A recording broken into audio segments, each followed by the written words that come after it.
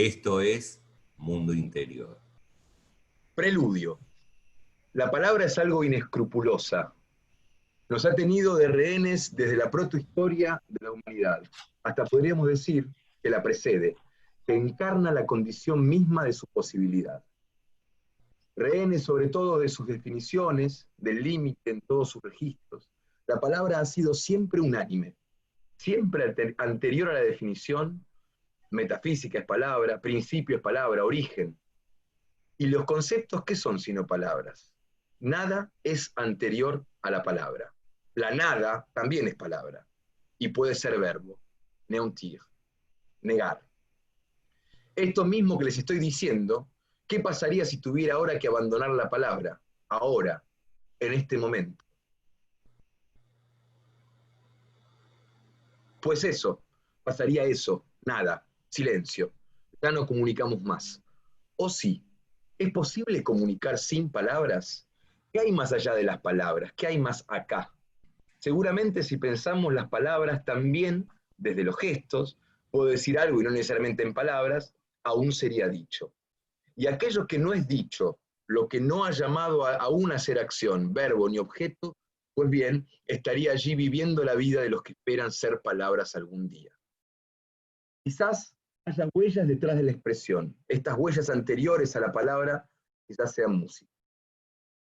Estas reflexiones intentarán pensar la música en su fenómeno. Pondremos al servicio del pensamiento las herramientas metodológicas para hacer visible este fenómeno privilegiado del comprender humano. Vía directa de acceso a lo que permanece aún vedado al aparecer fenomenal de lo dado. Se trata aquí de pensar lo que se dice y se da en clave musical, para desentrañar lo dado en su donación primordial, de cuando aún el sentir no es palabra, cuando el cuerpo llama al hablar. Es que al parecer, al origen del estar yace un misterio, algo que aún no es logos, pero no deja de llamar a ser, y propone desde la posibilidad. ¿Qué hay entonces antes del logos? ¿Cuál es la condición de su posibilidad? Se trata quizás de redefinir las condiciones a priori de la experiencia, repensar el tiempo, reubicar el espacio y evaluar el estatuto de las categorías que definen los conceptos, según la hipótesis del fenómeno saturado.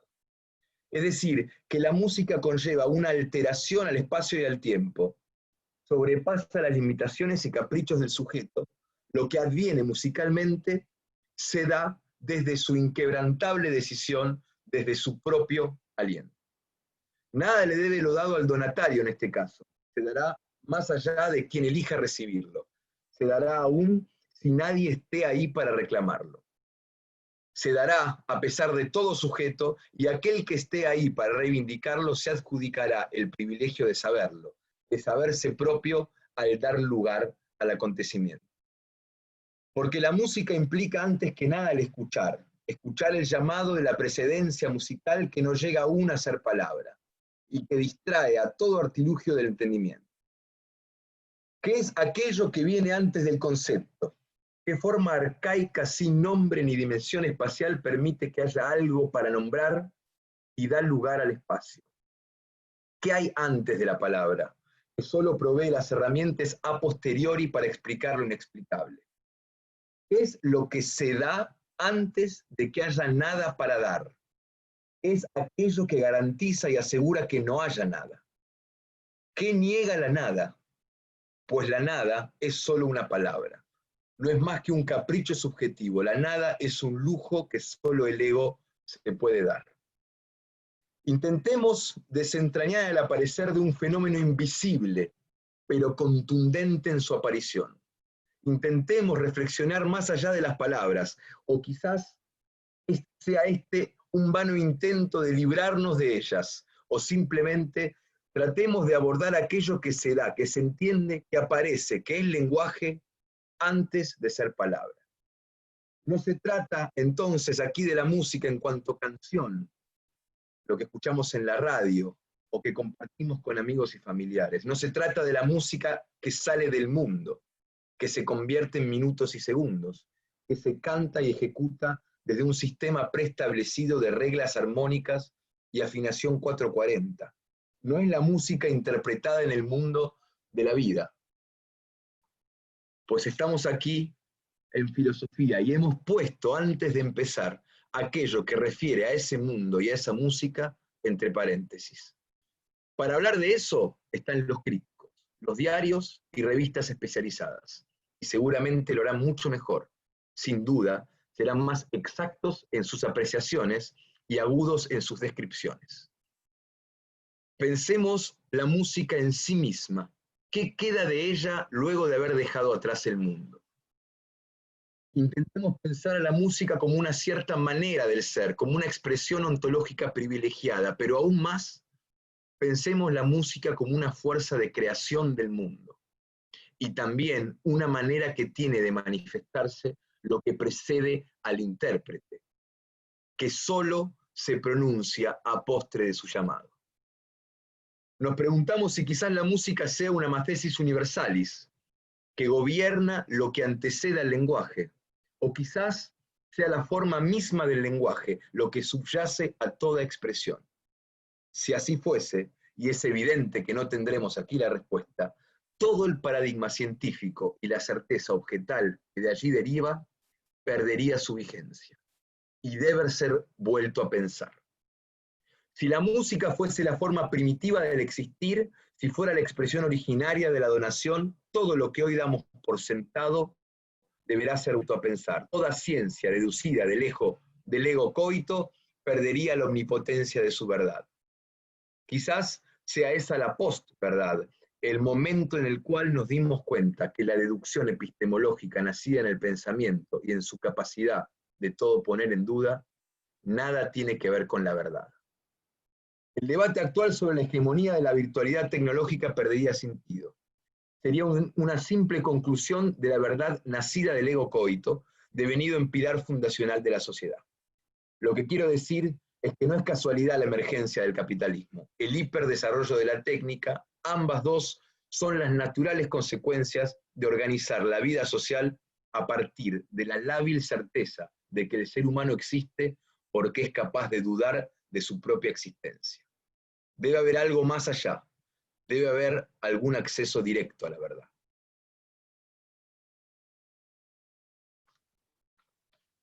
Fin.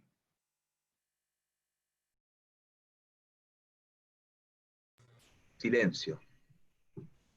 Bueno, el silencio es parte que posibilita, parte ineludible de la posibilidad de la música y de la palabra, ¿no?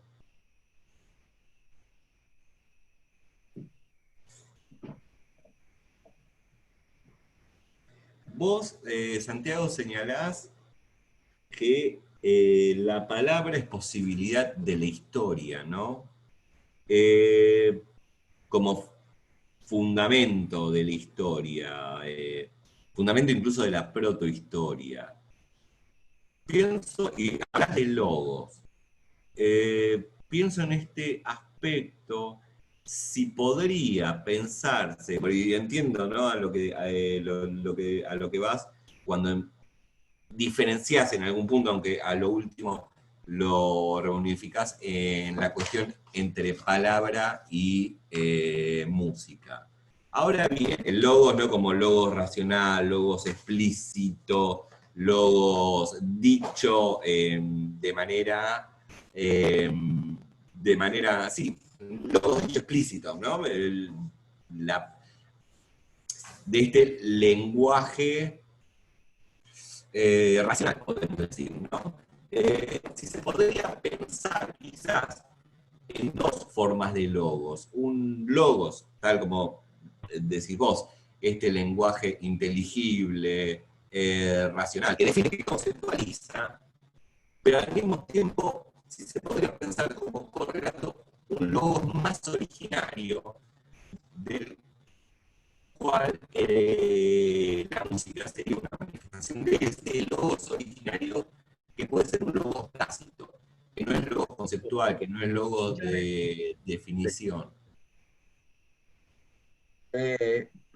Perdón, porque ahí se te Sí, estaba escuchando todo roto. Ahora está bien, me parece, ya pasó. Yo creo la verdad que con el tiempo este trabajo lo que va haciendo es acercándose al cuerpo.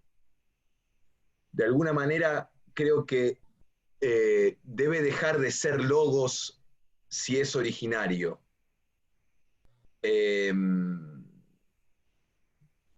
Creo que sería que se orienta mucho más al patos que al logos, si existe, si eso fuese una dicotomía posible. Pero si yo tengo que pensar la música, igual no está tan claro acá, pero si yo lo que hago es intentar pensar la música como justamente aquello que no se puede decir, que nunca termina siendo, que nunca va a ser razón, que no lo es eh, eh, eh, eh, desde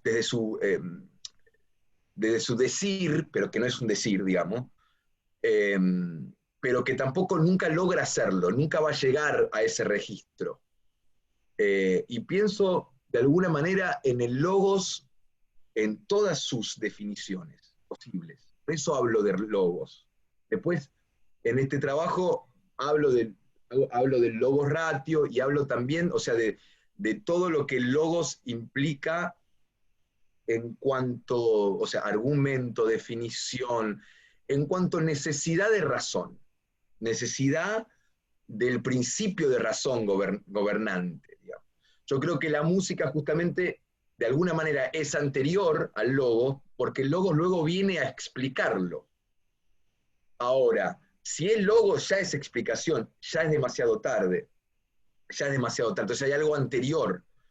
Y lo digo pensando justamente que creo que este trabajo termina yendo a un lugar de que medio extraño, pero que termino encontrando la razón, o sea que la música es mucho más humana que la razón en realidad es mucho más natural, o sea, se observa más fácilmente en la naturaleza y define mucho más a los procesos naturales, llamemos a la naturaleza, por lo general a los animales, la fauna, etcétera, y que la irracionalidad o la musicalidad define mucho más al ser humano, porque justamente aquello que hace lo que somos, lo que nos da origen y principio, pasa mucho más por lo irracional. Por ejemplo, la música o el amor. O sea, ¿qué necesidad hay de hacer una canción o de escribir un poema, digamos?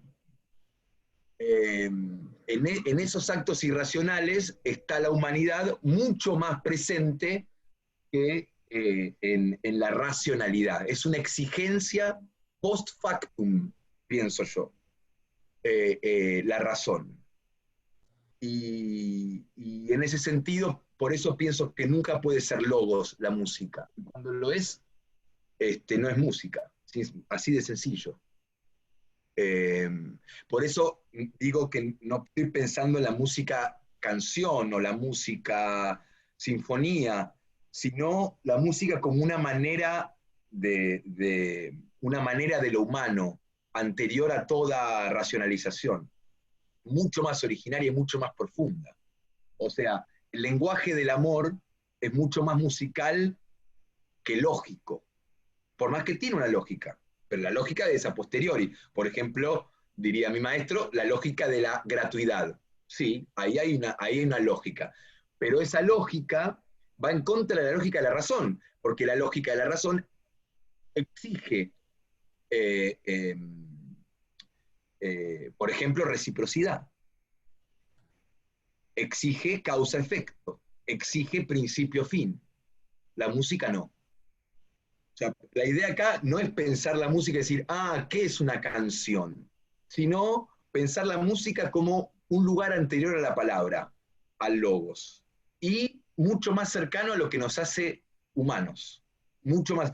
Por eso ese final que está medio raro, bastante mal, lo debería cambiar, ese final que empieza a explicar la sociedad, el capitalismo, en realidad es muy sencillamente que la sociedad actual, misma esta situación cibernética en la cual estamos, pasa por este, el logos, es lógica, de alguna manera.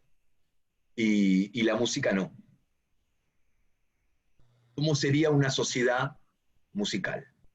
¿Cómo nos relacionaríamos entre nosotros?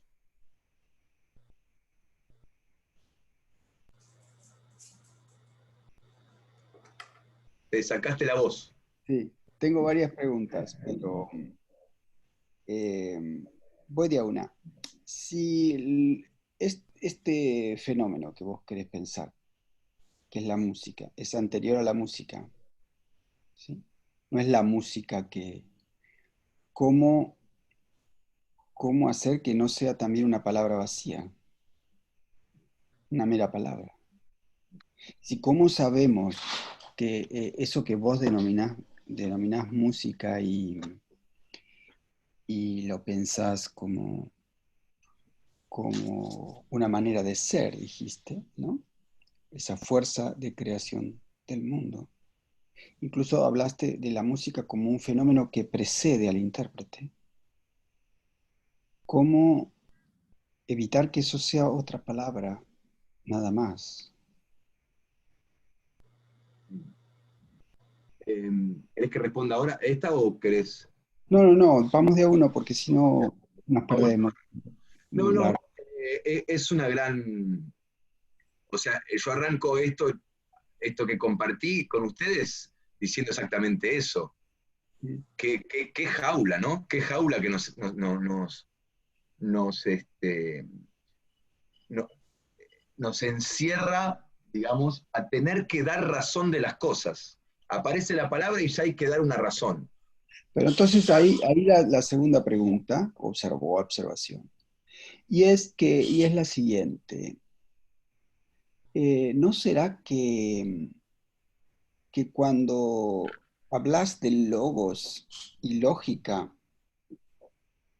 no estás reduciendo el fenómeno de la palabra a lo que después en Occidente y sobre todo fue eh, después en la modernidad, ¿no?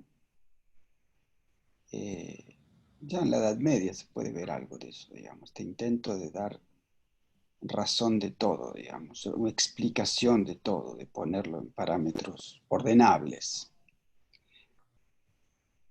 Por qué digo esto? Porque la palabra, si vamos al fenómeno de la palabra primero fue voz, y eso es musicalidad. Es decir, la primera palabra es una voz, es el habla, y ese habla es música.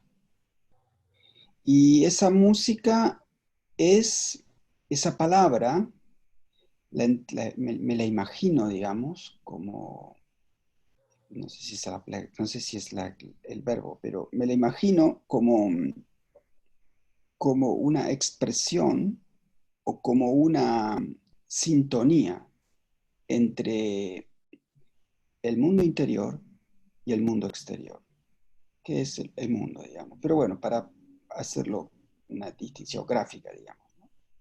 Los alemanes hablan de la voz como Stimmung, digamos, ¿no? Es decir, como una sintonía, y una sintonía que afinar se utiliza ese verbo, para la raíz esa para decir afinar, ¿no? Eh, entonces la voz, en su primera manifestación, eh, busca esa sintonía de mundos, y busca esa sintonía en el fondo. Esa voz intenta, si uno lo ve en el niño que comienza a balbucear, es ingresar a un mundo, ¿no? Un mundo que está hecho, digamos, en algún sentido, pero sintonizar con ese mundo, ¿no? De modo que también habría una forma de pensar ese fenómeno tan original que vos, de la forma tan original que la estás pensando, pero pensando de que la palabra, pensarla esa música como la palabra, como la voz, la voz. Humboldt decía una cosa que a mí siempre me hizo pensar, o siempre me llamó la atención. Humboldt decía, bueno, hay muchos animales, no sé si lo hablamos esto ¿no? alguna otra vez, pero hay muchos animales que cantan. El hombre también canta. Lo que el hombre agrega al canto es el significado. Pero lo interesante para mí de pensar allí en lo que dice Humboldt es que el significado también tiene una musicalidad. Y quizá esa musicalidad tenga que ver con esta sintonía, esta búsqueda de esa sintonía, ¿no? Como si fuera, hablamos para poder llegar a cantar, a llegar a cantar coralmente, ¿no? Porque solo en ese canto coral somos, nuestra voz es algo, digamos, ¿no? Una cosa así, como si, pensando, por ejemplo, en el canto coral, por ejemplo, el canto gregoriano, donde las voces se diluyen, porque en ese canto de conjunto, ¿no? No es el tenor que canta solo y luce su voz, o la soprano, no es el solista, quiero decir.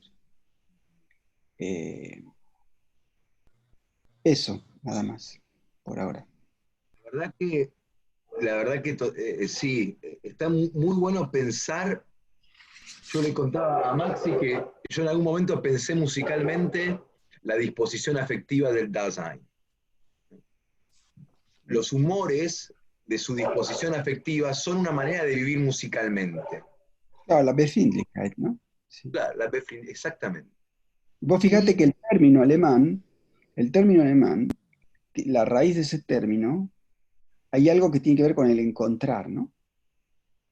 Y con por tanto, esa disposición afectiva, esa tonalidad afectiva, es a través de la cual nos encontramos con nosotros mismos. sí, sí, sí, sí.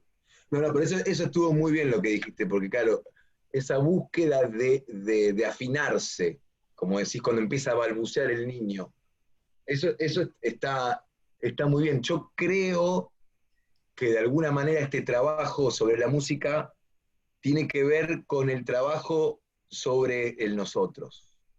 Yo creo que si si logro convencer a alguien, lo dudo, pero porque la palabra es egoica, por eso me deshago de la palabra, o intento, o sea, que decir la razón, la definición, la explicación, hasta la promesa, y que la palabra o el lenguaje o el habla o la voz colectiva es música. Es decir, que como Perón, la más maravillosa música. Digo, La música del pueblo argentino. recuerdo que comentamos la otra vez una frase de Virginia Woolf que dice que se pregunta, ¿qué es la poesía sino una voz respondiendo a otra voz, ¿no? Esta cosa. Vitiello, Enzo Vitiello me decía siempre, la poesía siempre es una respuesta, es un diálogo con otra poesía. Eh, y la palabra, el fenómeno de la palabra, pero pensada como voz, que es el fenómeno originario, porque si no pensamos la palabra, creo que rápidamente declinamos hacia la palabra escrita. La voz es un eco, es la respuesta a otra voz. Así aprendemos a hablar. Aprendemos a hablar sumándonos a una voz que nos llega. Es profundamente musical profundamente, no sé, quiero decir quiero decir, porque si no tiene sentido esa palabra, que nace de lo más visceral de uno, porque es el cuerpo que se pone en sintonía con un sonido, con una música que le llega. El niño escucha una música, nada más, y repite, bueno, tu hijo está aprendiendo a hablar, ¿no? Repite esa música, canta eso, ¿sí? Pero toda nuestra cultura está enfocada en anular esos fenómenos originarios nuestros. Mm. Es decir, dejamos de pintar, dejamos de cantar, dejamos de bailar. Es decir, todo ese pensar con el cuerpo, pensar con las manos, ¿te acuerdas que hablamos alguna vez? ¿Qué es el pintar? ¿Qué es la voz, el cantar? ¿Y qué es el danzar? Eh, Toda la educación tiende a anular esto, anular esto. Y la educación y la vida Hoy hay otros pueblos que lo tienen más incorporado, digamos, ¿no? Este, yo recuerdo una vez, cuando viví en Barquisimeto, en Venezuela. ¿En Venezuela? Sí, en Venezuela, Ah, mira. Barquisimeto.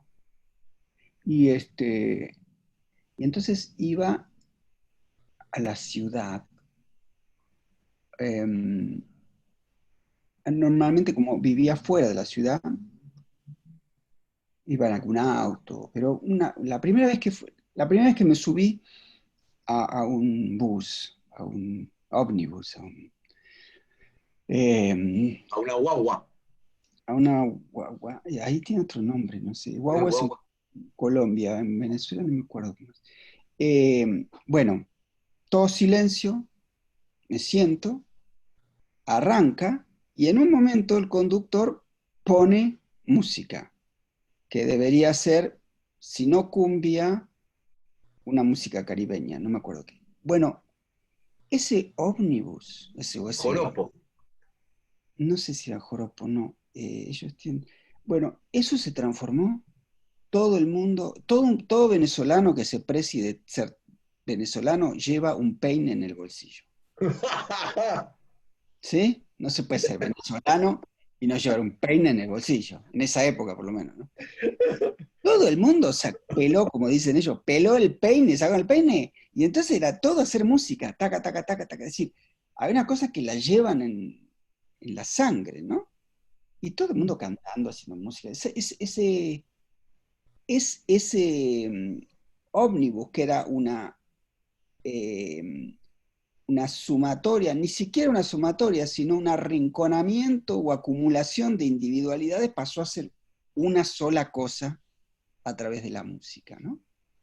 Este, Digo, Claro. hay culturas que tienen eso más a flor de piel, digamos, ¿no? Nosotros no sé, quizá nuestros hijos sí pues, hayan recuperado eso, no lo sé, pero digo esto, lo importante, lo otro, que quizá la palabra, en tanto voz, sea música, sea ese fenómeno, ¿no? Sí, yo lo que intento es justamente salvar a la música de la palabra, en todo sentido. Pero Por no la esta puedes cuestión, salvar de la voz, no la puedes salvar de la voz, puede ser que no. Jean-Louis Chrétien, sí. profe mío, Jean-Louis Chrétien tiene un texto que se llama La voix nue, Sí, la sí, voz desnuda. lo conozco, Héctor, lo tengo claro. Bueno, ahí hay un trabajo sobre esto, ¿no? Pero él se queda ahí. Yo encuentro ese Ahí término. está pensando más la poesía también, No, pero no, bueno. por eso. Él está pensando en el sentido en lo cual, pero bueno, me gusta más ya desnuda, pero me parece que para pensar, me pongo como loco, para pensar una nueva humanidad, digamos, tenemos que pensarlo con una independencia originaria. Como, por ejemplo, Levinas en ese lugar pone lo que él llama el prédire original, no original, el predecir original, el predecir original, que es esa voz, digamos, que te llama a ser responsable de la otredad. Una voz que viene Pero de lo que vos estás pensando, lo que vos estás pensando, no sé qué te parece, Maxi, pero lo que vos estás pensando es algo más atrás de eso, más atrás de Sí, sí, claro, lo que sí, vos lo pones en boca de Levinas. Porque la música es más allá de un predecir, más allá de predecir algo. Es decir, porque en la música, en el significado hay música, pero en la música hay significado. Eso que dice Humboldt se puede leer de distintas maneras, digamos, o digamos, se puede dar vuelta. sí, Yo lo que sí. quiero decir es que en el origen de la palabra, de lo que vos llamás palabra, está la voz. Y la voz es música. Es Bueno, eso puede, originariamente es eso, sí, porque es vos. Una cosa con respecto a Humboldt, yo me parece que los animales no cantan. Los animales no cantan. Bueno, cantan no, él dice bueno, más o menos, digo. No digo, no cantan en qué Digamos, sentido. Y si yo estoy ahí para escucharlos, cantan. Pero ellos no cantan. Ellos no cantan. Es decir, si hay un Dasein cerca, puede ser que canten. Es decir, que hay que tampoco aparecer. habría pájaro. Si no hay Dasein, tampoco hay pájaro. No hay nada, digamos. Sí, no, no. Sí, tampoco No, hay sí que pájaro. hay pájaros, sí que hay pájaros. ¿Por qué? Que te me estás poniendo cuántico. No No, sé. no, o si no, si rigorizás o si extremás ese pensamiento, aquí se trata de algo más simple, se trata del uso de la palabra, del uso del verbo cantar, digamos, Claro, pero yo estoy más, intentando. más pragmático lo mío, en el sentido técnico del pragmático, es decir, bueno, esto que pasa, es decir, Bueno, nosotros, la no, voz, para mí la voz es el primer instrumento, sin duda alguna.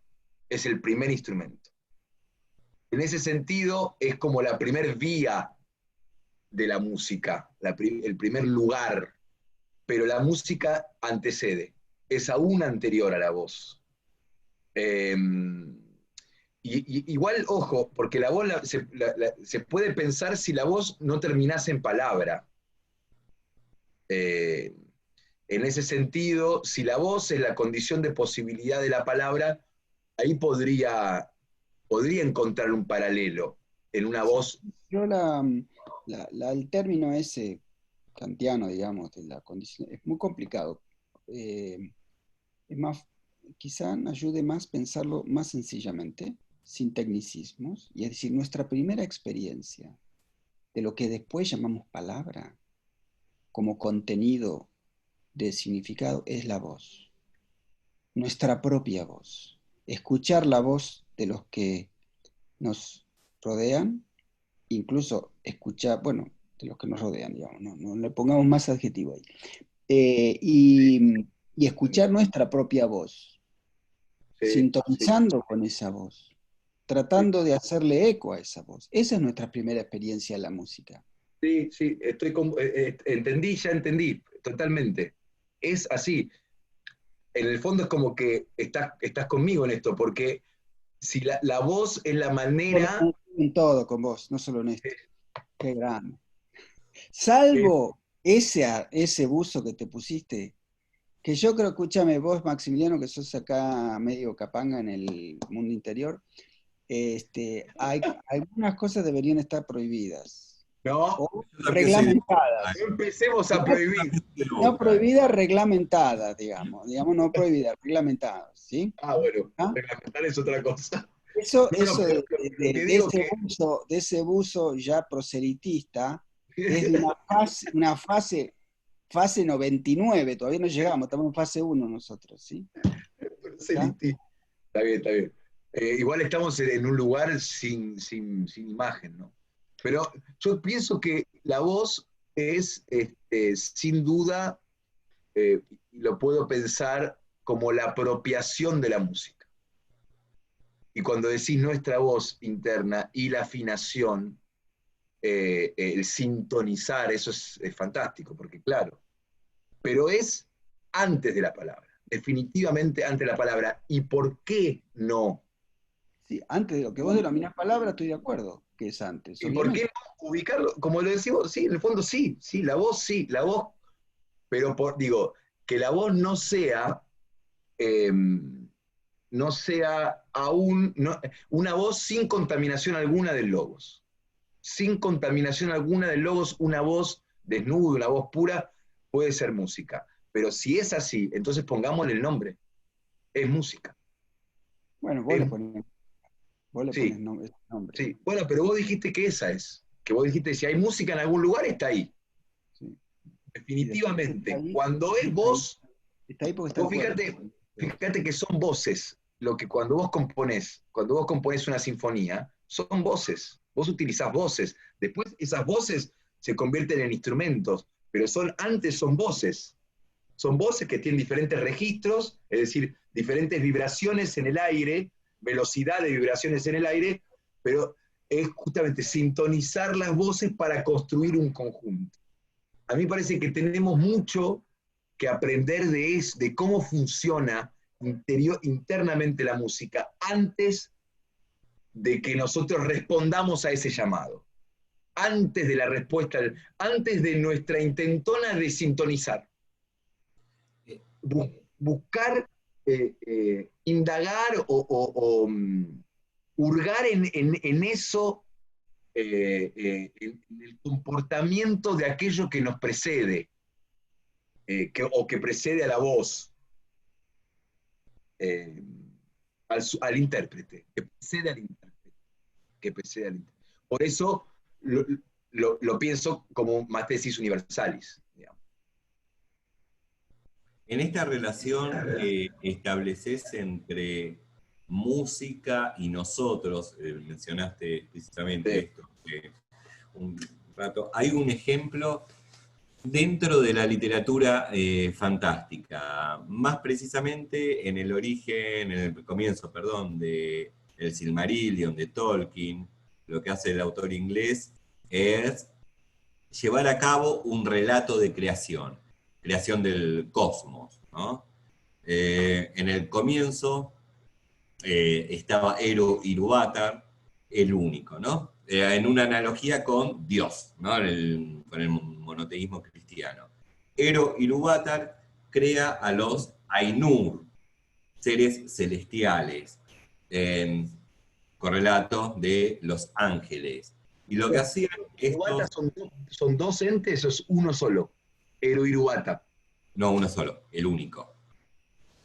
Semejante, ¿no? A ver, uno podría leer, paréntesis, la obra de Tolkien como una gran metáfora de su visión cristiana, del cosmos, de la historia, de la espiritualidad y de la ética. Bueno, sacando cierro ya el paréntesis.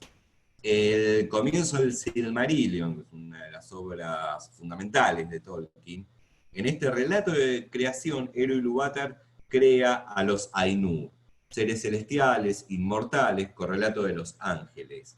Y lo que hacen los Ainur durante la eternidad es cantar. Cantar, hacer música en conjunto, en una armonía universal. Sin embargo, en un momento dado, uno de estos Ainur quiere que su voz sobresalga por sobre el resto, rompiendo con la armonía. Entonces rompe con esa perfección en donde cada uno llevaba a cabo la parte que constituía el todo, lo rompe por un afán de destacarse. Y este Ainur es Melkor, correlato de Lucifer. Al romper esa unidad originaria de esa música en conjunto, esa música en comunión, es el origen del mal. Es su acto de rebeldía. Es interesante porque este acto de rebeldía, que se da por medio de querer alzar su voz por sobre las otras, surge, ¿no? Como un principio de individuación, no en el sentido metafísico medieval del término, ¿no? Sino en un sentido más vulgar. Ahí estaría el origen del mal, el quiebre con esa armonía originaria que está dada en la música. Está bien, ¿no? Es un relato fantástico, obviamente, de un autor que se dedica a la fantasía heroica, podríamos decir. Pero es muy interesante ese relato. Y la rebelión es por medio de la música. Digo, el mundo, la armonía originaria es la música, y la rebelión se da por este afán de hacer sobresalir la propia voz. Viste que yo te dije, vos que te habías leído de Heráclito acá todo lo que se escribió en filosofía, tenía que leer Tolkien, largá todo. Es así. Dedicate a la literatura fantástica, como decía Janeski. La filosofía no será literatura fantástica. Claro. Ahí está. ¿Cuál es el texto ese? El Silmarillion. El Silmarillion. Y sí, la literatura tiene un poco eso, ¿no? La literatura tiene un poco esa libertad. Esa libertad. Por eso la que más me gusta leer es de las filosofías literarias. Los Platón, los Nietzsche, ¿no? Kierkegaard de alguna manera. Eh, no, no, qué sé yo, siempre es bueno contar una historia, siempre es bueno, ¿no? En la, en la, Para bueno, hablar de algo. en la iconografía cristiana hay mucho de eso, del coro de ángeles, ¿no? Sí, los ángeles como un coro, ¿no? Coro es una buena palabra. Para esto, coro es una buena, eh,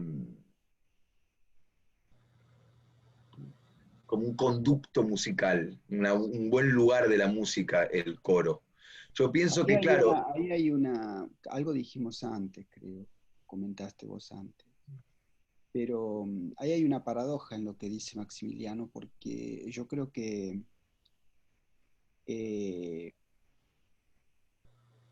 eh, un problema para el ser humano, para cada uno de nosotros, y un problema clave para la poesía, por ejemplo, es lo que se dice muchas veces así, eh, en forma casi trivial, encontrar la propia voz. ¿Está? Un gran poeta es aquel que ha encontrado su propia voz, que ha encontrado su voz, ¿no? Eh, lo curioso es que nosotros identificamos o identificaríamos, creo, rápidamente ese proceso de encontrar la propia voz con un proceso de individuación, es decir, con un proceso de distinción, tal como decía, contaba Maximiliano, pero pensado allí como un proceso de origen del mal. Entonces hay que repensar la individuación. Hay que repensar, eso nos empuja a repensar la individuación, porque también uno podría imaginarlo al revés, y es que es encontrar la propia voz de la propia existencia. Requiere del coro, requiere de las otras voces, claro, ¿no? Es decir, que eh, requiere el despojo de las otras voces. En el niño está ese despojo de la propia voz. El niño no quiere encontrarse, el niño no quiere ser original, y lo es, porque, eh, porque finalmente descubre y materialmente produce su propia voz, que tiene que ver con su cuerpo, con su aparato fonador. Pero lo hace olvidándose de sí, porque naturalmente está olvidado de sí, y sumándose a las voces que le llegan, ¿no? Creo que eso es como interesante para pensarlo así, ¿no? En, en una sociedad donde está muy, desde hace muchísimo, ¿no? Muy prestigiado la voz individual, ¿no? La voz que sobresale, que se distingue, y que, bueno, hay que ver si eso, qué significa una propia voz nacida así, ¿no?